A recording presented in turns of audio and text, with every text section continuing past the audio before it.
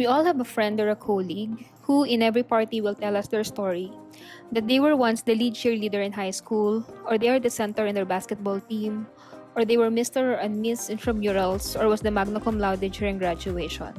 I mean, these are all great accomplishments, and not all can boast of being one during their younger years. But to me, it doesn't really matter. When you see all these people with great accolades 10 years ago, how are they now as a person? Do they have something to be proud of? Or what they can only do is to relish their great past self because their current self is nothing in comparison? I'm someone who had always been trying to be better. I'm known in school and even in work to be the quiet and shy one, and I've been trying over the past few years to change that label. I don't have a word to describe it that time, but when Tom Bilyeu said that your future should always be greater than your past, then it hit me. But regardless of who I was in the past, good or bad, I should always strive to be better than that. We should all learn from our past, but we shouldn't look to it when creating a vision of our ideal future. Who we are in the past cannot dictate who we become in the future. We should just let our past be what it was, accept the present for what it is, and then decide where you'll go and what you will become. As cliche as it sounds, what got you here won't get you there. The things that brought you where you are often the very things stopping you from reaching the next level. Your attachment to your prior success or failure and identity is keeping you stuck.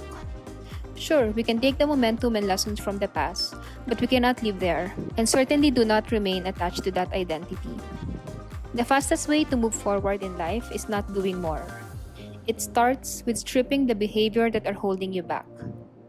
If you want to get in shape, you'll make more progress in stopping your negative behavior than starting good ones. So before you start exercising, purge the junk food from your diet. Before you focus on making more money, first reduce your spending. Detach yourself from needing more and become content with what you have. This is a matter of stewardship. If you cannot be entrusted with small things, how can you be entrusted with bigger things? Get clear with where you want to be. With all the noise around us, we can easily be swayed to wanting one thing now and completely different thing next time. If you're not regularly getting clear, you will be in all directions and you might be focusing on the wrong things. Powerful progress requires clarity of purpose, then aggressive action. One thing that I usually do is I look at an area of my life that I want to improve and I look for role models, people who are living my end goal. Whenever I imagine my future self, I see a confident, strong, happy, independent woman, and I try to search for a person living that future self.